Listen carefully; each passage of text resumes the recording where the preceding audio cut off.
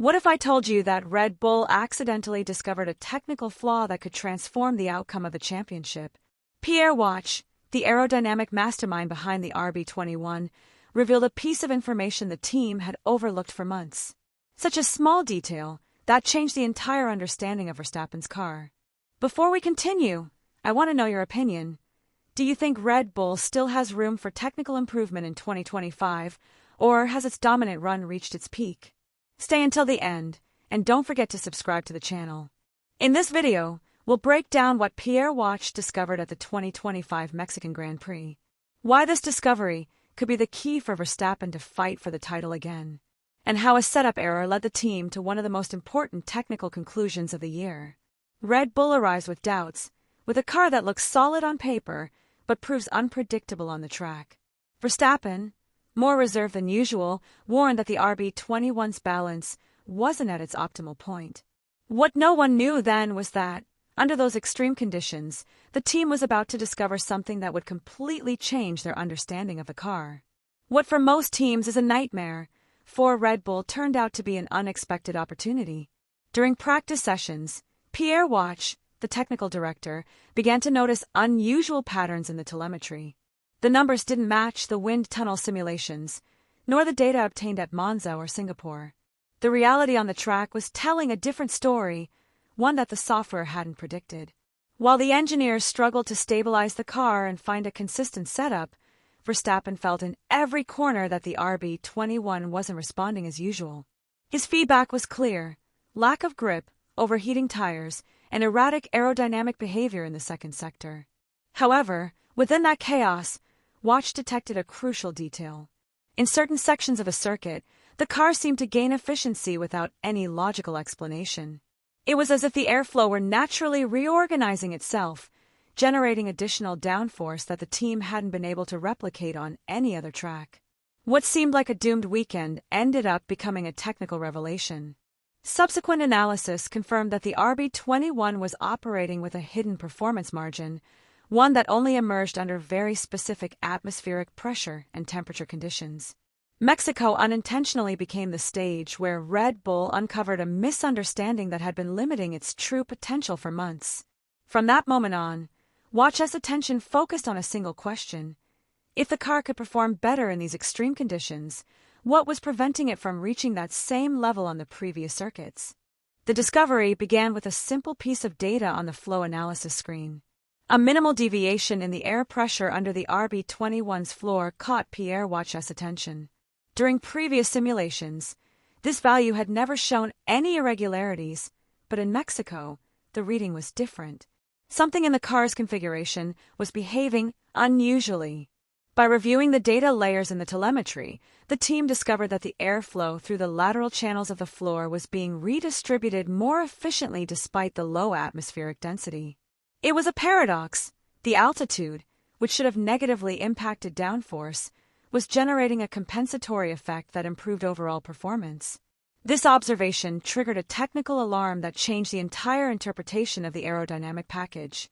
Waché then understood that the new floor introduced at Monza, a development intended to optimize downforce on high-speed circuits, had a secondary behavior that no one had anticipated. The airflow structure under the car rearranged itself differently when ambient pressure dropped below a specific threshold. In Mexico, that threshold was reached from the very first session. Most surprisingly, the increased efficiency didn't come from the rear wing or the main channels, but from a phenomenon induced at the floor edges. The engineers had unknowingly created a self-compensating system that, under certain conditions, reduced drag and stabilized the rear airflow. Red Bull discovered that their car was hiding a 3% aerodynamic gain that had never been recorded in wind tunnels or CFD programs. In a modern Formula One car, where performance differences are measured in tenths of a second, an improvement of that magnitude equated to half a second per lap in certain sections. Beyond the impact on lap times, the discovery revealed a lack of internal understanding. Red Bull had been operating their car outside the optimal window for much of the season.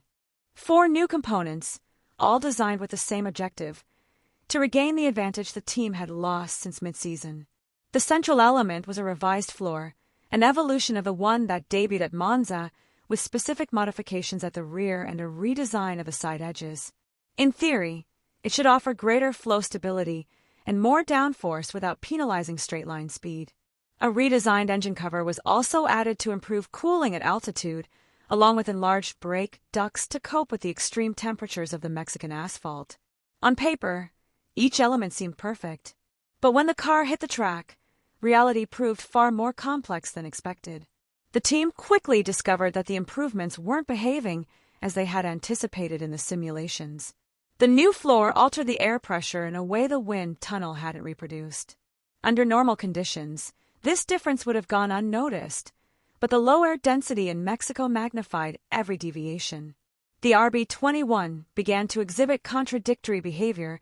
It gained downforce in slow corners but lost stability in medium speed sections. The aerodynamics were working, but only within a very narrow operating window. If the ride height varied by even a few millimeters, the car's balance would completely break down. It was the paradox of an advanced development that offered more performance but demanded almost impossible precision to keep it under control. Pierre Waché described it as a technical double-edged sword. The package was brilliant in concept but dangerous in execution. Every adjustment had to be calculated with surgical precision because any deviation in the car's underbody airflow could destabilize the rear axle. The aerodynamic simulation had been overly optimistic, and the track, with its unique atmospheric density, exposed the model's limitations. However, it was precisely this error that allowed the team to understand what they had been missing for months. Mexico wasn't a failure of the upgrade, but a demonstration of how the car reacted under extreme conditions that amplified both its strengths and weaknesses. Instead of blaming the pieces, Waché decided to study them as if they were a mirror reflecting the true nature of RB21. The real surprise came in the second part of the race, when Verstappen switched to soft tires and completed 33 laps with a consistent pace that defied all logic. No other driver achieved such consistency with that compound. What seemed like a strategic error transformed into a masterclass in car management. The Dutchman executed the plan with almost surgical precision. No unnecessary lockups, no overheating, maintaining the exact margin the team had calculated to take advantage of the ideal temperature window. It was at that moment that the telemetry showed the perfect synergy between car, tires, and strategy. Red Bull had understood that the RB21, operating in cooler conditions and with a heavier fuel load, achieved its natural aerodynamic balance. What began as a counterintuitive gamble ended up revealing the car's true strength. Verstappen's management not only secured a podium finish, but also validated everything the team had discovered over the weekend. The 2025 Mexican Grand Prix wasn't just another episode in the season. It was a revelation that changed Red Bull's narrative from within. What began as a frustrating weekend became confirmation that the RB21 still had untapped potential. Pierre Waché didn't just discover a technical detail, but a new way of understanding his own car. Mexico served as a mirror reflecting the team's weaknesses, but also as the precise point where that knowledge transformed into strength. The discovery of aerodynamic flow, the counterintuitive tire strategy, and Verstappen's impeccable management demonstrated that excellence doesn't always stem from absolute control, but from the ability to learn from chaos. But the big question remains, will this technical awakening be enough to reclaim the title, or did the revelation come too late? Leave your opinion in the comments, and don't forget to subscribe to the channel.